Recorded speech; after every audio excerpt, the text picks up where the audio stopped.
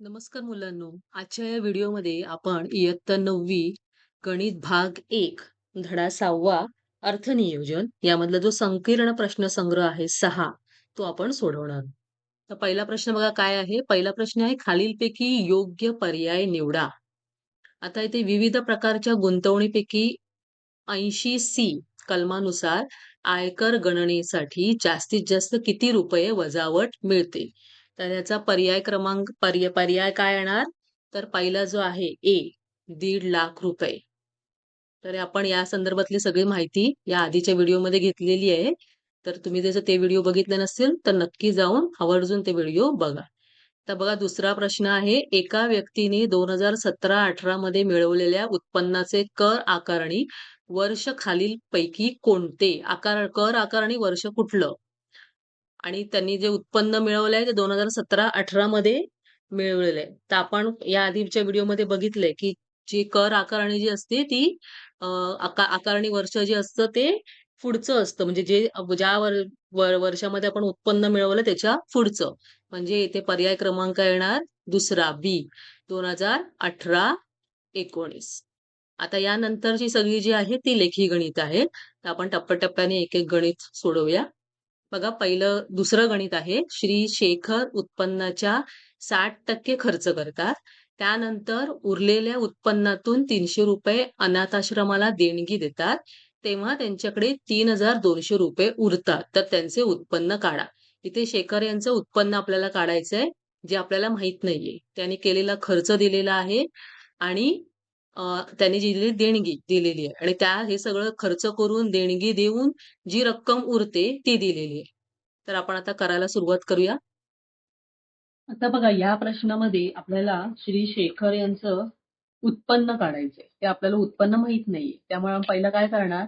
श्री शेखर यांचं उत्पन्न X रुपये आहे असे मानू. आता त्यांनी खर्च किती केलेला आहे? त्यांनी उत्पन्नाच्या 60% ते खर्च करताय. त्यामुळे त्यांनी केलेला खर्च काय आहे? X गुणिले उत्पन्नाच्या X गुणिले X हे उत्पन्न आहे. त्याच्या 60%. मग X गुणिले 60%, 60% म्हणजे 60 भागिले 100 गुणिले X. आणि त्यांनी काय केलंय बघा, तर 300 रुपये अनाथाश्रमाला देणगी दिलेली. अनाथाश्रमाला दिलेली देणगी किती आहे? 300 रुपये. त्यामुळे त्यांनी खर्च केलेला आहे आणि देणगी दिलेली आहे. ते म्हणजे एकूण काय आहे? तो खर्चच आहे. त्यामुळे एकूण खर्च काय येणार? त्यांनी केलेला खर्च अधिक त्यांनी दिलेली देणगी. म्हणजे 60x भागिले 100 अधिक 300. एवढं सगळं केल्यानंतर त्यांच्याकडे शिल्लक किती राहत आहे? तर 3200 रुपये शिल्लक राहत आहे. मग आपण सूत्र कुठलं वापरणार? उत्पन्न वजा खर्च बरोबर शिल्लक. उत्पन्न किती आहे त्यांचं? तर उत्पन्न आहे X आणि खर्च किती आहे? तर हा जो आपण एकूण खर्च लिहिलेला आहे तो आपण इथे लिहिणार. तो खर्च किती आहे? 60x भागिले 100 अधिक 300 आणि त्यांच्याकडे शिल्लक राहत आहे 3200. आता आपण काय करणार? ही समीकरण सोडवू. तर या इथे आपण बघा हा कंसातला भाग आहे. त्यामुळे हे वजा चिन्हाने जेव्हा आपण आतल्या संख्यांना जेव्हा गुणू तेव्हा त्यांची चिन्ह बदलणार. जी मूळ चिन्ह आहे ती बदलणार. मग काय येणार? म्हणून x वजा x गुणिले 60x भागिले 100 होते. तर त्याचं चिन्ह वजाने गुणल्यावर येणार 60x वजा 60x भागिले 100 आणि अधिक 300 होते ते होणार वजा 300 बरोबर 3200. आता या इथे बघा ही जी संख्या आहे ती आपण काय करूया? उजव्या बाजूला नेऊया आणि या चल असलेली जी पदं आहेत ती डाव्या बाजूलाच ठेवूया. म्हणजे काय होईल? x वजा 60x भागिले 100 आणि हे वजा 3 उजव्या बाजूला जेव्हा आपण जातो तेव्हा काय होतं?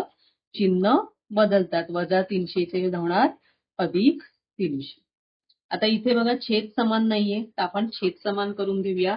छेद समान करताना आपण काय करणार? तिरकस गुणाकार करणार. 100 गुणिले x 100x वजा 60x भागिले 100 गुणिले 1 100. आता या इथे आपण सोपं रूप देऊन पण करू शकतो. पण हे जास्त अधिक सोपं होईल या अर्थाने मी ते सोपं रूप दिलेलं नाही. असंही तुम्ही करतायत. आता 3200 अधिक 300 किती होणार? 3500. आता बघा 100x वजा 60x किती झाले? 40x भागिले 100 बरोबर 3500. आता या इथे 40x च्या छेदाला 100 आहेत ते आपण उजव्या बाजूला नेऊया. मग काय होतील, छेदाला आहे ते उजवीकडे आल्यावर अंशाला येतील आणि गुणाकार होईल. आणि त्यानंतर एक्स ची किंमत आपल्याला काढायची आहे, त्यामुळे एक्स बरोबरची पदं आपण बरोबर चिन्हाच्या दुसऱ्या बाजूला नेणार. तर 40 ही गुणिले आहेत एक्सला, त्यामुळे इथे आल्यावर काय होणार, भागिले होणार, छेदाला जाणार. आता याला आपण सोपरूप देऊया. ते सोपरूप दिल्यावर काय होईल बघा, 4 ने इथे भाग जाईल, 4 8 32 राहिले 3 7 चोक 28 29 30 राहिले 2 आणि 4 पंचा 20. म्हणजे एक्स किती आलं, 875 गुणिले 10 म्हणजे 8750. आणि आपण एक्स कोणाला मानलेलं, तर एक्स आपण शेखर यांच्या उत्पन्नाला मानलेलं आणि आपल्याला तेच काढायचं आहे, त्यांचं उत्पन्न काढायचं. म्हणून श्री शेखर यांचे उत्पन्न 8750 रुपये आहे. समजलं? आता आपण पुढचं गणित घेऊया, त्यानंतरचं म्हणजे तिसरं गणित. तिसरं गणित काय आहे बघा, श्री हिरालाल यांनी 2,15,000 रुपये म्युच्युअल फंडामध्ये गुंतवले. त्यांचे 2 वर्षांनी त्यांना 3,05,000 रुपये मिळाले. श्री रमणीकलाल यांनी 1,40,000 रुपये 8% दराने चक्रवाढ व्याजाने 2 वर्षांसाठी बँकेत गुंतवले. तर प्रत्येकाला झालेला शेकडा फायदा काढा. कोणाची गुंतवणूक अधिक फायदेशीर झाली. आता इथे 2 व्यक्ती आहेत, एक म्हणजे श्री हिरालाल आणि दुसरे आहे श्री रमणीकलाल. तर हिरालाल यांनी काय केलेलं आहे, तर म्युच्युअल फंडामध्ये पैसे गुंतवलेले आहेत आणि ते पैसे त्यांनी किती रुपयांची गुंतवणूक केली आहे, तर 2,15,000. आणि ते गुंतवल्यानंतर त्यांना किती रुपये मिळाले 2 वर्षांनी ते पण दिलेलं आहे. श्री रमणीकलाल यांनी काय केलेलं आहे, 1,40,000 रुपये काय केले, चक्रवाढ व्याजाने बँकेत गुंतवले. तर त्यांना किती रुपये मिळाले ते दिलेलं नाही, तर ते आपल्याला काढावं लागेल. आणि ते काढल्यानंतर दोघांना पण फायदा झालेला आहे या इथे, तर तो फायदा आपल्याला काढावा लागेल. आणि त्या फायद्याची टक्केवारी, शेकडा फायदा आपल्याला काढायचा. शेकडा फायदा किंवा नफा तुम्ही काही म्हणू शकता. बघा सुरुवातीला काय दिलंय बघा, आपल्याला जे जे दिलेलं आहे ती माहिती आपण लिहून काढूया. श्री हिरालाल यांची गुंतवणूक किती आहे, तर 2,15,000 रुपये 2 वर्षांनी त्यांनी कशामध्ये गुंतवले, म्युच्युअल फंडामध्ये. आणि मग 2 वर्षांनी त्यांना किती रक्कम मिळाली आहे, 3,05,000 रुपये. बघा 2 वर्षानंतर मिळालेली रक्कम ही गुंतवलेल्या रकमेपेक्षा जास्त आहे, म्हणजे त्यांना फायदाच झालेला आहे. तर तो किती फायदा झालाय, तर त्यांना झालेला आपण फायदा किंवा नफा तो कसा काढतो, तर त्यांनी गुंतवलेली रक्कम आणि त्यांना मिळालेली रक्कम यांच्यामधला जो फरक असतो तो म्हणजे झालेला नफा. तर 3,05,000 मधून आपण काय करणार, 2,15,000 वजा करणार. एवढे वजा केल्यानंतर जी रक्कम शिल्लक राहते तो त्यांना झालेला फायदा किंवा झालेला नफा. तर 90,000 रुपये हा त्यांना झालेला नफा. आता हा जो त्यांना झालेला नफा आहे त्याचा आपल्याला काय करायचं आहे, शेवटी आपल्याला त्यांचा शेकडा नफा म्हणजे शेकडा फायदा काढायचा आहे दोघांना झालेला. तर मग आपण इथे आधी काय करूया, त्याचा शेकडा नफा काढूया. हिरालाल यांना झालेला शेकडा नफा बरोबर सूत्र काय आहे, नफा भागिले गुंतवणूक जी सुरुवातीला केलेली आहे ती गुणिले 100. तर नफा किती आहे, 90,000 आणि गुंतवणूक किती केलेली आहे, 2,15,000 आणि गुणिले 100. याला सोपरूप देऊया आपण. बघा इथला पण एक शून्य गेला. आता ही जी शिल्लक राहिलेली आहे त्याला आपण काय करायचं, भागाकार करायचा. तर भागाकार करताना आपण कितीनं भाग लावणार आहोत, इथे 5 ने भाग जाईल बघा, कारण एकक स्थानी 5 आहे, इथे 0. 0 आणि 5 एकक स्थानी असतील तर त्या संख्येला 5 ने भाग जातो. तर बघा 5 चोक 20, 5 त्रिक 15 आणि इथे भाग जाईल 5 एके 5, 5 40, 0 0 म्हणजे 1,800 भागिले 43. ह्यांना भाग लावल्यानंतर जे उत्तर येतं ते येतं 41.86%. 2 तळापर्यंत आपण काय करणार आहोत, याचं उत्तर काढणार आहोत. हा शेकडा नफा आहे, तर तो लिहिताना आपण 41.86 एवढंच लिहिणार आहोत. कळलं? हा झाला शेकडा नफा. आता हे झाला, हा कोणाला झाला, तर हिराला यांना झालेला शेकडा नफा आपण काढला. आता आपण काय करणार, रमणीकलाल यांना मिळालेलं आधी व्याज काढणार, कारण त्यांनी काय केलेलं आहे, बँकेमध्ये रक्कम गुंतवलेली आहे. तर रमणीकलाल यांनी किती रक्कम गुंतवली, तर 1,40,000 रुपये त्यांनी रक्कम गुंतवली. त्यालाच आपण म्हणतो मुद्दल म्हणजेच फी. व्याजाचा दर किती होता, तर दर शेकडा 8 हा व्याजाचा दर होता. आणि मुदत किती वर्षासाठी गुंतवले आहे, तर 2 वर्षांसाठी. हे आपण आधी लिहिलं. आता आपण सूत्र जे वापरणार आहोत ते चक्रवाढ व्याज, म्हणजे तुम्ही शिकलेला आहात चक्रवाढ व्याजाने रास काढायचं सूत्र. तर चक्रवाढ व्याजाने जेव्हा व्याज काढतो तर व्याज कसं काढतात, व्याज बरोबर रास वजा मुद्दल. तर आपण डायरेक्ट हे सूत्र इथे वापरणार आहोत. तर रास काढण्याचं सूत्र काय आहे, पी गुणिले 1 अधिक आर भागिले 100चा एन वर्गात. हे रास काढायचं सूत्र आहे, वजा पी. आता इथे बघा दोघांमध्ये पी सामायिक आहे, तो सामायिक घेऊया. म्हणजे इथे काय शिल्लक राहील, 1 अधिक आर भागिले 100 त्याचा एन घात वजा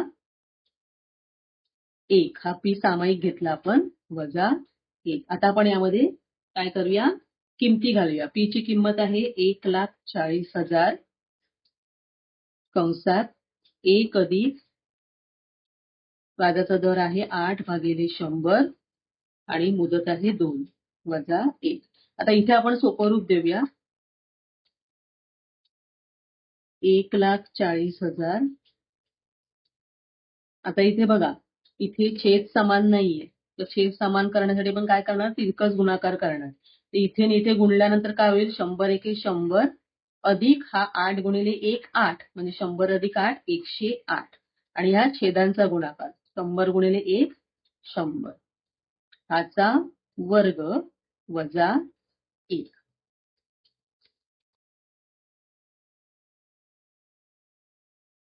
आता काय येणार बघा पुढे, 1,40,000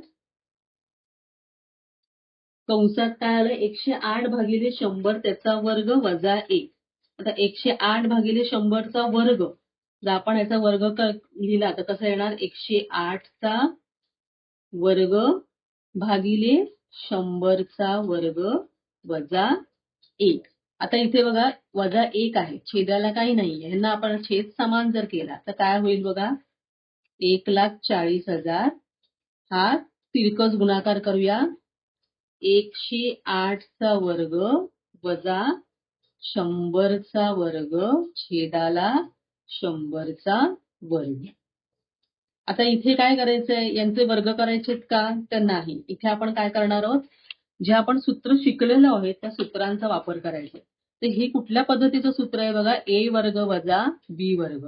तर ए वर्ग वजा बी वर्ग या सूत्राचा वापर इथे करायचा आहे आणि सोप्या पद्धतीने हे गणित सोडवायचं आहे. बघा 1,40,000. आता इथे ए वर्ग वजा बी वर्ग ही विस्तार सूत्र आपण वापरणार. ए वर्ग वजा बी वर्ग विस्तार सूत्र काय आहे, कशाचं आहे, ए अधिक बी गुणिले ए वजा बी. इथे ए आहे 108 आणि बी आहे 100. म्हणजे एका याच्यात येणार अधिक आणि दुसऱ्या याच्यामध्ये येणार 108 वजा 100 आणि छेदाला येणार 100चा वर्ग. म्हणजे 108 आणि 100चा वर्ग करून मग त्यांची वजाबाकी करण्यापेक्षा आपण काय केलं, इथे विस्तार सूत्र वापरलंय. तर कुठलं सूत्र वापरलं ते आपण इथे लिहूया. कुठलं सूत्र वापरलंय, ए वर्ग वजा बी वर्ग बरोबर ए अधिक बी गुणिले ए वजा बी. आपण जी विस्तार सूत्र शिकलेलो आहोत तर अशा पद्धतीने आपल्याला त्याचा उपयोग करता आला पाहिजे. आता बघा यांना आपण बेरीज आणि वजाबाकी करून घेऊया. 1,40,000 108 अधिक 100 किती येतं, 208 गुणिले 108 वजा 100 8 आणि छेदाला 100चा वर्ग. 100चा वर्ग म्हणजे 2 वेळा आपण 100ने गुणणार. आता ह्या सगळ्यांमध्ये गुणाकार आहे, इथे आपण सोपं रूप देऊया. ते 0 गेला, हे 2 शून्य गेले. आता इथे शिल्लक काय राहिलं, 14 गुणिले 208 गुणिले 8. तर काय आलं बघा, या सगळ्यांचा गुणाकार केल्यानंतर आपल्याला उत्तर येतं 23,296. तर हे काय आलं, हे त्यांना मिळालेलं व्याज आहे. आपल्याला काय करायचंय, आपल्याला शेकडा नफा काढायचा. म्हणजे हा व्याज मिळालं म्हणजे त्यांना झालेला फायदा आहे, म्हणजे नफा आहे. मग रमणीकलाल यांना झालेला शेकडा नफा आपण काढूया. तर शेकडा नफा कसा काढणार, जे मिळालेलं जे व्याज आहे ते व्याज भागिले त्याने जी रक्कम गुंतवली आहे बँकेमध्ये, म्हणजेच मुद्दल गुणिले 100. व्याज किती मिळालं त्यांना, 23,296. आणि मुद्दल किती गुंतवलेली रक्कम त्यांनी, 1,40,000 गुणिले 100. बघा इथे सोपं रूप देणार आपण. आता ह्याला भाग लावणार. तर कितीचा भाग लागेल, हे दोन्ही समसंख्या आहेत म्हणजे 2चा भाग लागेल.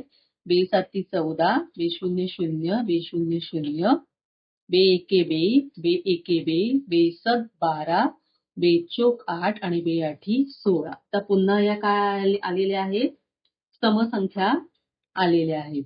तर आपण काय करू शकतो, ह्या 7ने या वरच्या संख्येला भाग द्यायचा आणि छेदाला हे 2 शून्य आहेत म्हणजे तेवढं दशांश चिन्ह आपण घ्यायचं. ह्याला जर भाग लावला तर तो भाग येतो 1,664. तर आणि छेदाला 100 आहेत म्हणजे काय येणार, 1 2 2 दशांश चिन्ह पाठी आलं. तर हे काय आलं, शेकडा नफा आला. कोणाला, रमणीकलाल यांना झालेला शेकडा नफा. तर आपण ह्यांचा जो काढलेला हिरालाल यांचा शेकडा नफा आलेला 41.86 आणि रमणीकलाल यांना झालेला शेकडा नफा आला 16.64. तर आपल्याला याच्यावरूनच कळतं की हिरालाल यांना जो नफा झालेला आहे तो जास्त झालेला आहे रमणीकलाल यांच्या पेक्षा. मग कोणाची गुंतवणूक जास्त फायदेशीर झाली, तर हिरालाल यांची गुंतवणूक फायदेशीर ठरली. त्यांनी जो प्रश्न विचारला ना, आपण तसं तसं आपल्याला उत्तर लिहायचंय. तर कसं लिहिणार, श्री हिरालाल यांना श्री रमणीकलाल यांच्यापेक्षा जास्त नफा झाला म्हणून श्री हिरालाल यांची गुंतवणूक अधिक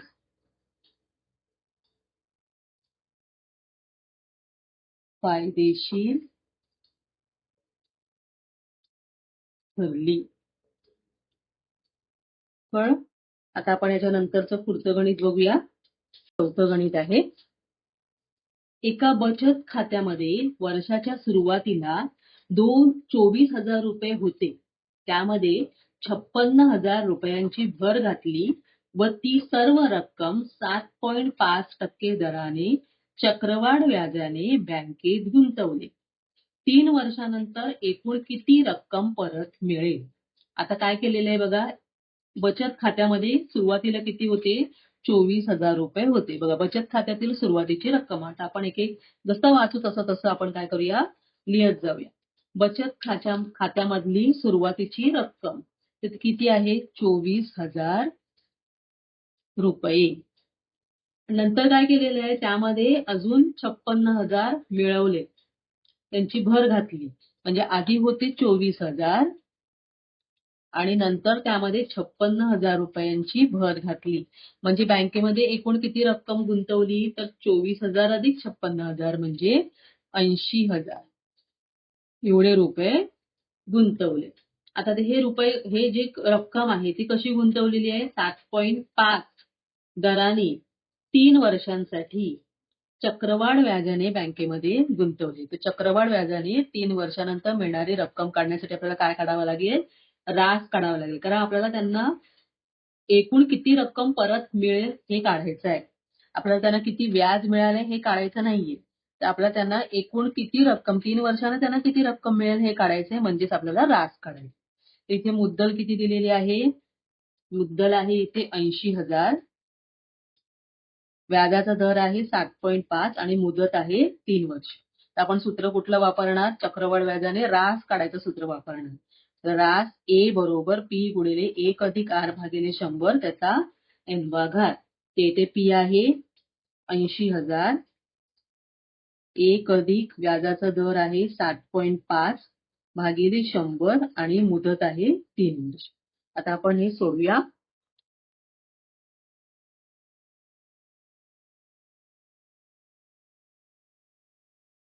बघा 80,000 7.5 जे आहे ते आपण कसं लिहिणार? 75 भागिले 10. तर छेदाला आधीच 100 आहे, म्हणजे ते 10 गुणिले केल्यानंतर किती होणार? 1,000. त्याचा तिसरा. आता बघा इथे आपण छेद समान करून घेऊया. 80,000 छेद समान करताना काय होईल? तिरकस गुणाकार, म्हणजे 1,000 गुणिले 1 आणि 75 गुणिले 1 म्हणजे 1,000 अधिक 75 1,075 भागिले या छेदांच्या संख्यांचा गुणाकार म्हणजे 1,000 त्याचा घन. इथे बघा ह्याला सोपं रूप आपण देऊ शकतोय, तर आपण सोपं रूप द्यायचं. तेव्हा 5 ने भाग जाईल. 5 दुणे 10 5 0 0 5 0 0 5 दुणे 10 5 एके 5 5 5 25. तर पुन्हा ह्याला 5 ने भाग जाईल. 5 चोक 20 5 0 0 5 चोक 20 5 त्रिक 15. म्हणजे हे कसं आलंय आता? 80,000 आणि कंसात आलं 43 भागिले 40 आणि त्याचा तिसरा घात. आता आपल्याला हा घन आहे, तर त्या आपण संख्या 3 वेळा लिहूया. 80,000 गुणिले 43 गुणिले 43 गुणिले 43 भागिले 40 गुणिले 40 गुणिले 40. इथे सोपं रूप द्यायचंय. बघा या 4 ने भाग जाईल. 4 दुणे 8 4 0 0 आणि 4 एके 4 4 5 20. ते छेदाला 4 राहिलेले आहेत. आपण काय करणार? 5 गुणिले 43 गुणिले 43 गुणिले 43 भागिले 4. इथे किती येईल ह्यांचा गुणाकार? 43 गुणिले 43 गुणिले 43 गुणिले 5 हा जो गुणाकार आहे तो येतो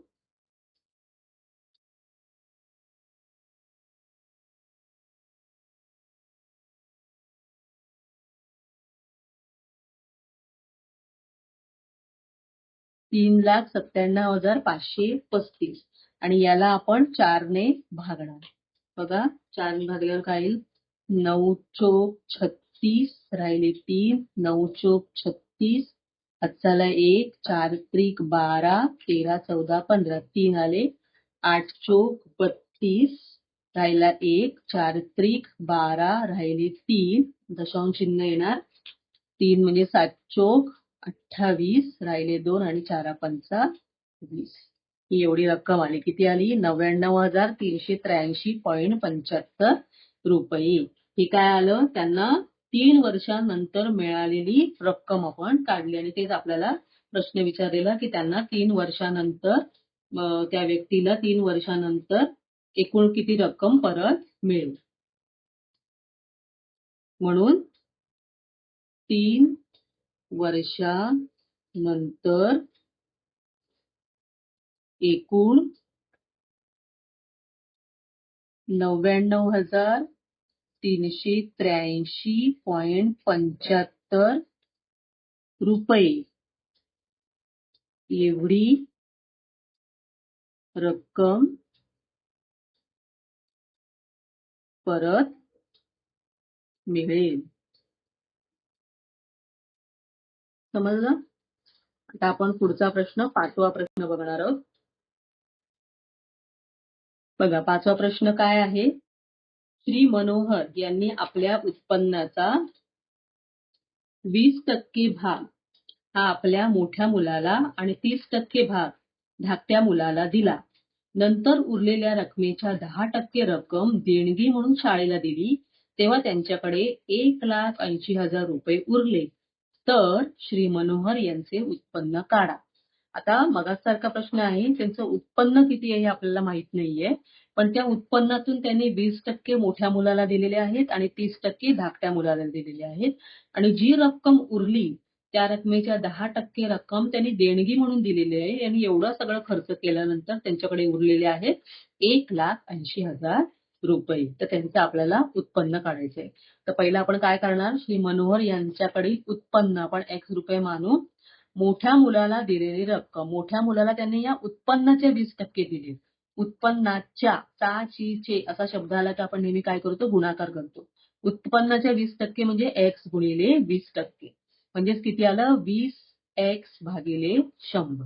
आणि धाकट्या मुलाला दिलेली रक्कम काय आहे, उत्पन्नाच्या 30% म्हणजे X गुणिले 30%. म्हणजे 30X भागिले 100. आता आपल्याला काय करायला लागेल, त्यांच्याकडे किती रक्कम उरली हे काढायला लागेल. तर त्यांच्याकडे उरलेली रक्कम, त्यांचं उत्पन्न किती होतं, X, आणि दोनही मुलांना दिलेली एकूण रक्कम. मोठ्या मुलाला किती दिले, 20X भागिले 100 आणि धाकट्या मुलाला दिले 30X भागिले 100. तर ही एवढी एकूण रक्कम त्यांच्या मूळ उत्पन्नातून वजा होणं. म्हणजे किती येणार,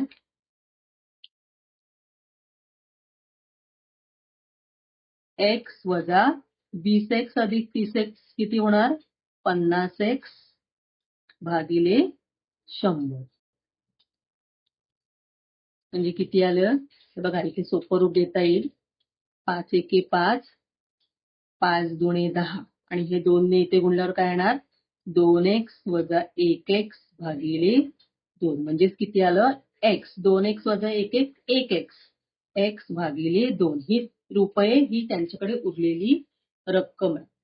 आता ही त्यांच्याकडे उरलेली जी रक्कम आहे त्यातून काय केलंय त्यांनी, तर त्यांनी 10% रक्कम ह्या रकमेच्या, म्हणजे ही जी उरलेली रक्कम आहे याच्या 10% रक्कम त्यांनी देणगी म्हणून दिलेली. ही बघा, ही उरलेली रक्कम आहे रेंटावरची. आता देणगी दिलेली रक्कम, उरलेली रक्कम किती आहे, X भागिले 2 आणि याच्या 10%, 10% म्हणजे किती, 10 भागिले 100 त्यांनी देणगी म्हणून दिली. तर काय भाग लावूया आपण इथे, बे एके बे, बे पंचे 10, 5 एके 5, 5 दुणे 10, 5 शून्य 0. म्हणजे किती आलं, X भागिले 20. X भागिले 20 रुपये एवढे रक्कम त्यांनी देणगी दिली. तर आपल्याला काय करायचंय, त्यांचं काय काढायचं, त्यांचं मूळ उत्पन्न आपल्याला काढायचं, जे आपण X मानलंय ते. तर आपण ह्याच्यावरून सूत्र काय वापरणार, उरलेली रक्कम म्हणजे त्यांच्याकडे जी बाकी रक्कम होती त्यामधून त्यांनी देणगी दिली आणि मग त्यांच्याकडे किती राहिले, त्यांच्याकडे किती राहिले हे आपल्याला माहितीये, 1,80,000 एवढे शिल्लक राहिले. तर त्यांची उरलेली रक्कम किती होती, X भागिले 2. उरलेली रक्कम म्हणजे दोन्ही मुलांना रक्कम देऊन जी उरली ती X भागिले 2. आणि त्यांनी देणगी किती दिली, X भागिले 20. आणि किती उरले त्यांच्याकडे शिल्लक राहिले, 1,80,000 रुपये हे शिल्लक राहिले. आता आपण इथे सोपं रूप देणार. तर इथे सोपं रूप देताना काय करायचं बघा, एक तर तुम्ही डायरेक्ट असा गुणाकार करू शकता, 20 गुणिले X 20X भागिले 2 गुणिले X 2X भागिले छेदांच्या संख्यांचा गुणाकार 40 बरोबर 1,80,000. तर बघा 20X वजा 2X किती येणार, 18X भागिले 40 बरोबर 1,80,000. आता बघा 1,80,000 इथे 40 आहेत, ते तिकडे गेल्यावर काय होणार, या ज्या दोन संख्या आहेत 18X ला गुणिले आहेत आणि 40X ला छेदाला आहे, तर त्या आपण दुसऱ्या बाजूला नेऊया. मग काय होईल, 1,80,000 छेदाला 40 आहेत ते अंशाला जातील आणि अंशाला जे 18 आहे ते छेदाला येतील. बघा इथे 18 ने भाग जातो, 18 एके 18 आणि हे वरचे 0 1 2 3 4 आणि गुणिले 40. 40 ने याला गुणलं तर किती होणार, 40 वर 1 2 3 4 म्हणजे 4 लाख. म्हणजे X बरोबर किती आलं, 4 लाख. म्हणजे X आपण कोणाला मानलेलं, आपण त्यांच्या उत्पन्नाला मानलेलं. कोण होते, मनोहर यांचं उत्पन्न आपण एक्स रुपये मानलेलं, तर आपल्याला तेच काढायचं, त्यांचं उत्पन्न किती होतं. तर म्हणून श्री मनोहर यांचे उत्पन्न किती होतं? 4,00,000 रुपये होते. समजलं? या उत्पन्नातून त्यांनी दोन्ही मुलांना रक्कम दिली आणि उरलेल्या रकमेतून त्यांनी काय केलेलं होतं, 10% रक्कम ही देणगी म्हणून दिलेली होती आणि शिल्लक त्यांच्याकडे राहिले होते 1,80,000. मग त्यांच्याकडे किती रुपये होते? 4,00,000 रुपये होते. आता पुढचा प्रश्न बघा, 6वा प्रश्न. कैलासचा उत्पन्नाच्या 85% इतका खर्च होत असे. त्याचे उत्पन्न 36% वाढले तेव्हा त्याचा खर्च पूर्वीच्या खर्चाच्या 40% वाढला, तर त्याची आता होणारी शेकडा बचत काढा.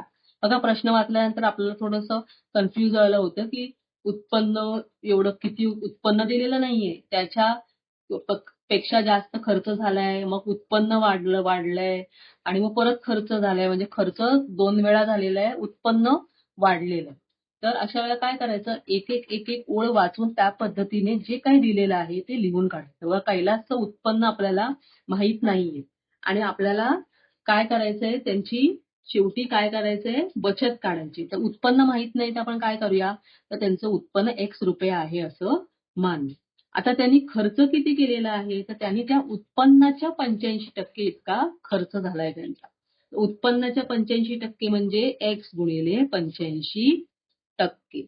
एक्स गुणिले 85% म्हणजेच काय, तर 85/100 गुणिले एक्स.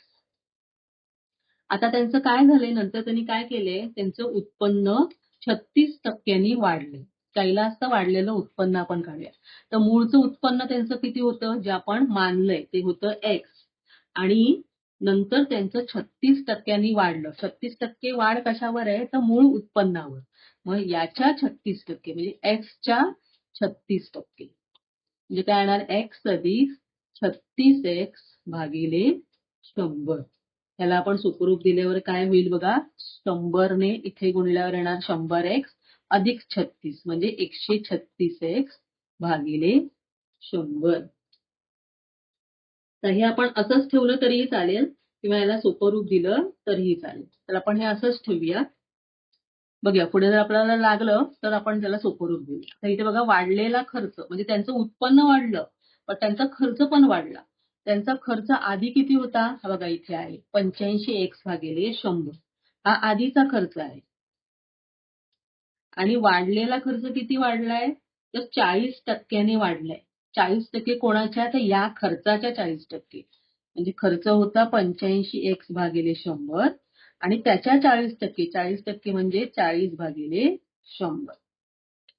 आपण ह्याला सोपं रूप देऊया. हे बघा, 0 गेला इथे आणि इथे भाग कसा लागेल, 2चा भाग लागला, 2 4, 2 10 आणि इथे 5चा भाग लागेल, 5 5 आणि राहिले 3, 5 15. नाही, 5 7 35, 17 येणार. 15 नाही, 17 येणार. आणि 17 दुणे 34 म्हणजे इथे काय येईल, 85x भागिले 100 अधिक 17 दुणे 34x भागिले 100. छेदाला छेद समान आहे, तर अंशांचं काय होणार, बेरीज होणार. 85x अधिक 34x किती येतं, 119x भागिले 100. हा झाला एवढा रुपये खर्च. आता आपल्याला काय काढायचंय, बचत काढायची. त्यांचं उत्पन्न किती आहे, आता आपण मगाशी जे काढलेलं 136x भागिले 100 हे असंच ठेवूया, कारण इथे आपण जेव्हा वजाबाकी करणार तेव्हा छेद समान असेल तर आपल्याला वजाबाकी करणं सोपं जाईल. वजा खर्च किती आहे, 119x भागिले 100. ही बचत आहे. उत्पन्नामधून खर्च वजा केला की आपल्याला बचत मिळते. तर हिचा छेद समान आहे. अंशांची वजाबाकी होणार, 136 वजा 119 येतं 17x. ही इतकी रुपये झाली त्यांची बचत. आपल्याला काय काढायला सांगितलंय बघा, आपल्याला त्यांनी शेकडा बचत काढायला सांगितली. बचत का काढली आपण? कारण शेकडा बचत काढायची म्हणून आधी आपण बचत काढणार आणि बचत काढून त्याच्यावरून शेकडा बचत काढणार. तर शेकडा बचतीचं सूत्र काय आहे? शेकडा बचत बरोबर बचत भागिले उत्पन्न गुणिले 100. आता बचत कुठली आहे? हे जे आपण काढली आहे ती 17x भागिले 100. आणि उत्पन्न आपण कुठलं घेणार? तर त्यांचं जे उत्पन्न नवीन म्हणजे जे वाढलेलं उत्पन्न आहे ते घेणार. म्हणजे 136x भागिले 100 गुणिले 100. तर बघा याला सोपं रूप देणार आपण 17x भागिले 100 आणि हा जे छेदाला जी संख्या आहे ती व्यस्त होणार, उलटी होणार. 100 भागिले 136x गुणिले 100. बघा आता याला सोपं रूप अतिशय सोपं आहे. 100 आपण तसेच ठेवल्यामुळे आपल्याला सोपं रूप देणं सोपं जाते. आता इथे भाग कसा लागणार बघा. 136 आहे आणि इथे 100 आहे. ते इथे सोपं रूप आपण देऊ शकतो. बेसक 12, बे आठी 16, बे पंची 10, बे शून्य 0, बे त्रिक 6, बे चोक 8, बे दोन्ही 4, बे पंची 10.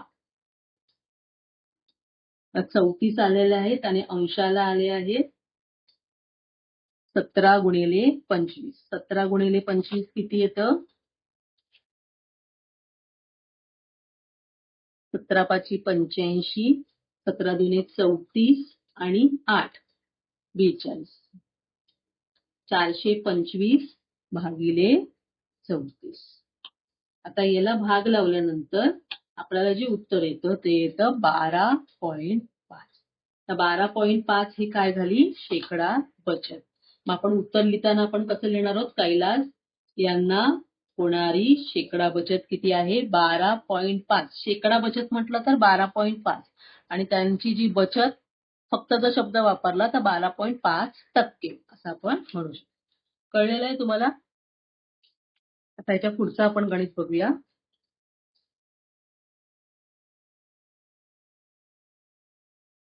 आता आपण हे 12.5 आलेले आहे. इथे जागा ठेवलेली आहे. आपण इथे कैलासची आताची होणारी शेकडा बचत किती? 12.5.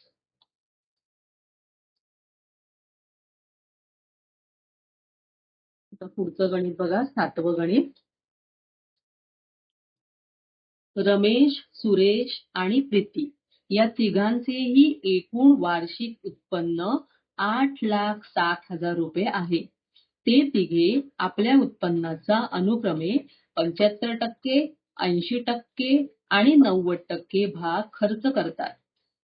जर त्यांच्या बचतीचे गुणोत्तर 16, 17, 12 असेल तर प्रत्येकाची वार्षिक बचत काढा. आता बघा इथे 3 जण आहेत, रमेश, सुरेश आणि प्रीती. तर पहिली जी ओळ आहे त्यामध्ये काय दिलंय? तिघांचेही एकूण वार्षिक उत्पन्न.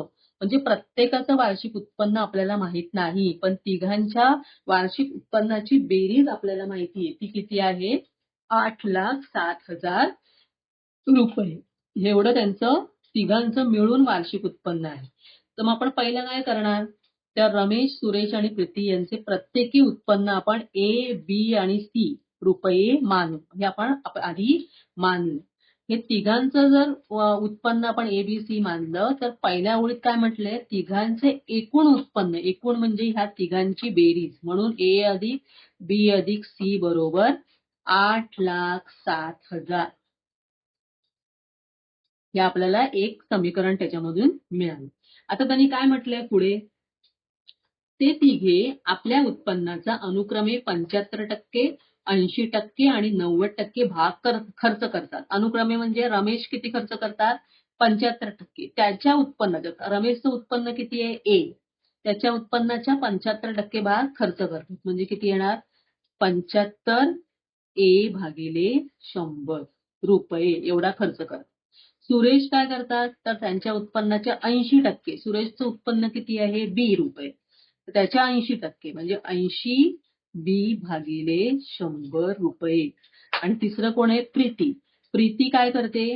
तर तिचं जे उत्पन्न आहे त्याच्या 90% तिचं उत्पन्न काय आहे? सी खर्च करते. म्हणजे 90 सी भागिले 100 रुपये असं ती खर्च करते. आता पुढची हे आपण आपल्याला जी माहिती आता मिळाली आतापर्यंत जे वाचल्यानंतर गणित ते आपण लिहिले. आता पुढे बघा काय आहे. तिघांच्या बचतीचे गुणोत्तर 16, 17, 12 आहे. आता गुणोत्तर आणि प्रमाण हे गणित हा जो भाग आहे तो तुम्ही शिकलेला आहात. त्यामुळे अशा प्रकारची गणितं कशी सोडवतात हे तुम्हाला नक्कीच माहिती आहे. तर बघा तिघांच्या बचतीचं गुणोत्तर 16, 17, 12 आहे म्हणजे काय? गुणोत्तर जे असतं ते गुणोत्तर जेव्हा आपण सोपरूप देतो दोन संख्यांना त्याच्यामधला जो सामायिक भाग जेव्हा आपण त्यातला काढतो, सामायिक भाग जेव्हा जातो, जे उरतं ते गुणोत्तर असतं. तर ह्यांचे हे गुणोत्तर दिलंय याचा अर्थ काय? तर त्यांची जी बचत आहे 16, 17 आणि 12 यांच्या समान पटीत आहे. जी समान पट आपण काय करायचं? एखादं चल मानायचं. ती समान पट आपण काय करूया? एक्स मानूया. म्हणजे आता आपण ए, बी, सी ही 3 चलं मानली. त्याच्या व्यतिरिक्त वेगळं चल मानायचं. ती समानपट आपण एक्स मानू. जर समानपट एक्स मानली तर रमेशने केलेली बचत किती येणार? 16x. सुरेशने केलेली बचत किती येणार? 17x. आणि प्रीतीने केलेली बचत किती येणार? 12x रुपये. आता आपण काय करूया? तिघांचं पण आपण उत्पन्न जे समीकरण आहे ते तयार करूया तिघांसाठी. आता रमेशचं उत्पन्न वजा खर्च बरोबर बचत. याच्यावर आपल्याला समीकरण मिळणार आहे. तर रमेशचं उत्पन्न किती आहे? 1. त्याने केलेला खर्च किती आहे? 75A भागिले 100 आणि बचत किती आहे? 16x. आता हे समीकरण आपण सोडवूया. सोडवल्यावर काय होणार बघा? तिरकस गुणाकार केला 100A वजा 75A भागिले 100 बरोबर 16x. 100A वजा 75 किती होणार? 25A भागिले 100 गुणिले 16x. आता बघा इथे 25 ने भाग जाईल. 25 एके 25, 25 चोक 100. म्हणजे इथे A काय येणार? 16 गुणिले 4 म्हणजे 16 चोक 64x. हे आपल्याला पहिलं मिळालं A. रमेशच्या उत्पन्नावरून. असंच आपण सुरेश आणि प्रीतीच्या उत्पन्नावरून पण पुढची जी चलं आहेत त्यांच्या किमती काढूया. सुरेशचं उत्पन्न किती आहे? B. आणि त्याने त्याचा खर्च किती आहे? 80B भागिले 100 आणि त्याची बचत किती आहे? 17x. बघा याला याचप्रमाणे आपण सोपरूप देऊया. 100B वजा 80B भागिले 100 बरोबर 17x. 100B वजा 80B किती येणार? 20B भागिले 100 बरोबर 17x. बघा 20 पाचा 100. म्हणून इथे B ची किंमत किती येणार? 17 पाची 85.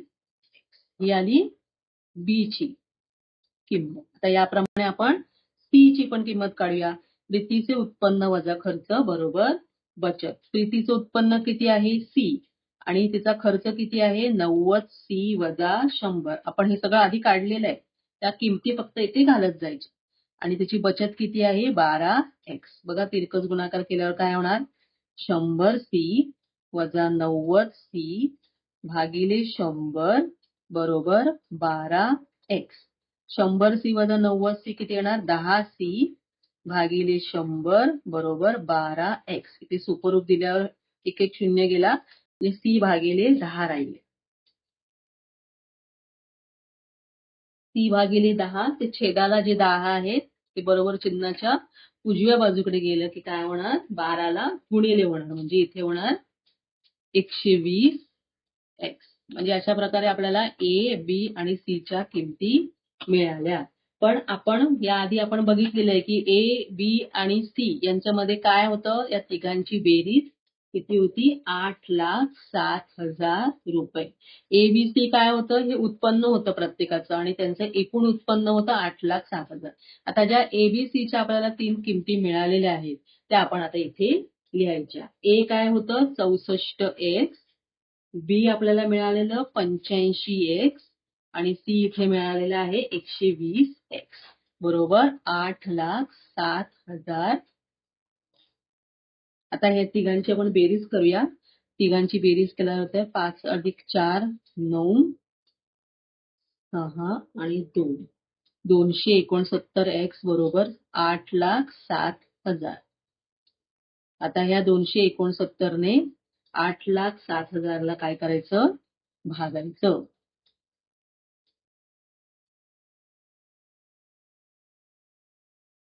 इथे बघा 9 त्रिक 27 तीनाचा भाग जातो. 9 त्रिक 27 हातच्याले 2 6 ही त्रिक 18 आणि 2 20 आणि 3 दुणे 6 आणि 2 8 म्हणजे तीनाचा भाग जातो. 269 गुणिले 3 आणि हे वरचे 3 शून्य म्हणजे एक्स ची किंमत आली 3000. आणि आपण एक्स कोणाला मानलेलं होतं तर आपल्याला काढायचं काय इथे त्यांची वार्षिक बचत काढा. आपण एक्स काय मानलेलं त्यांची समानपट आपण मानलेली. तर तिघांचेही आपल्याला काय करायचंय वार्षिक बचत काढायची. तर बघा प्रत्येकाची वैयक्तिक आपल्याला बचत काढावं लागेल. पहिलं कोण आहे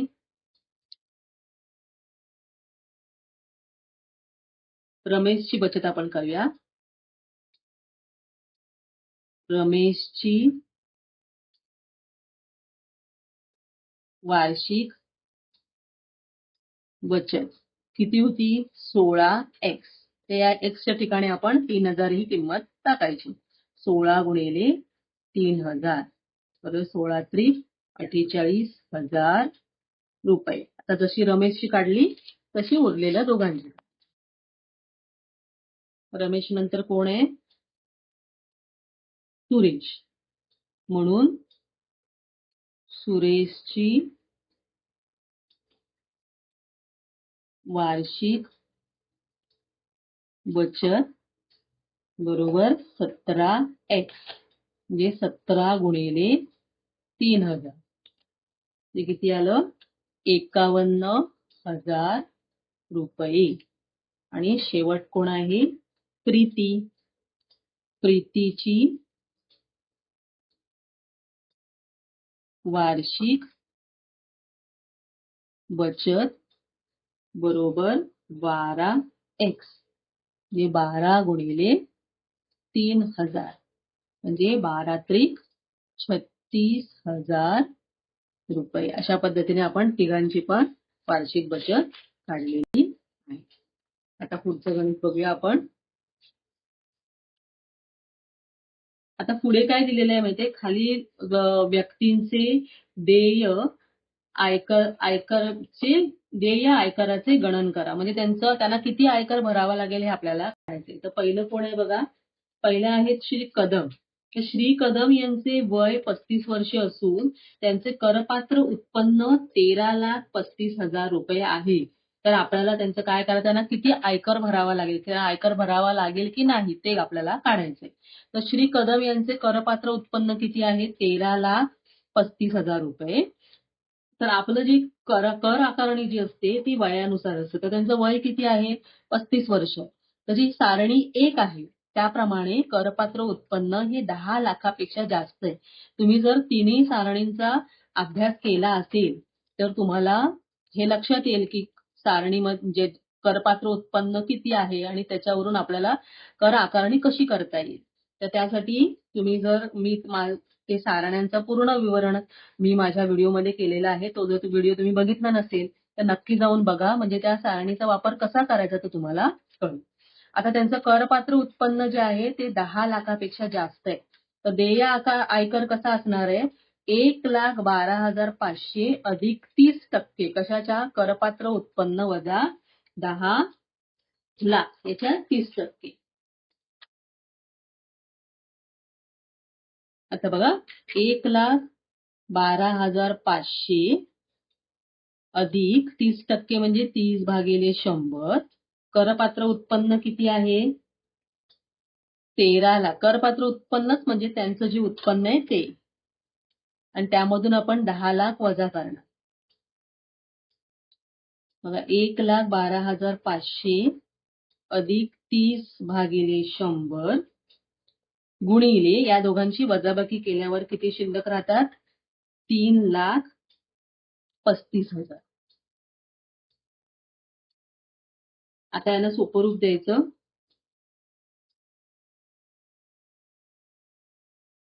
1,12,500 अधिक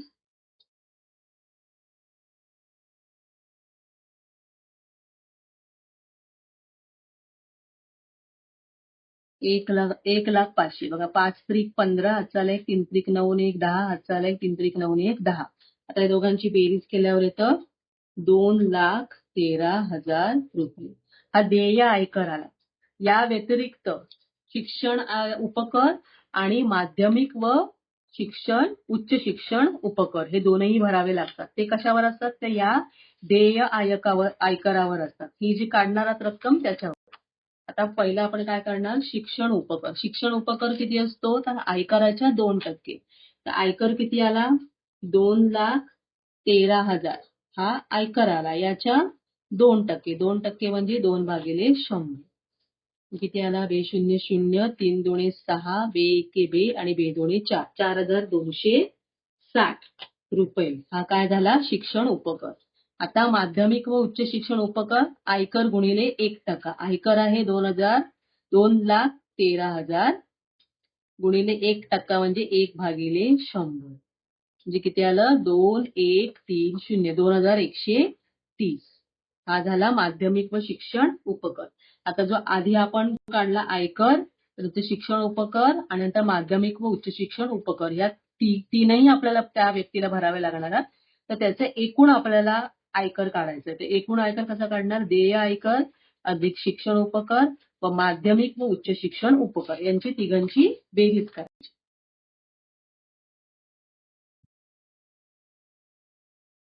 तिथं देय आयकर किती होता?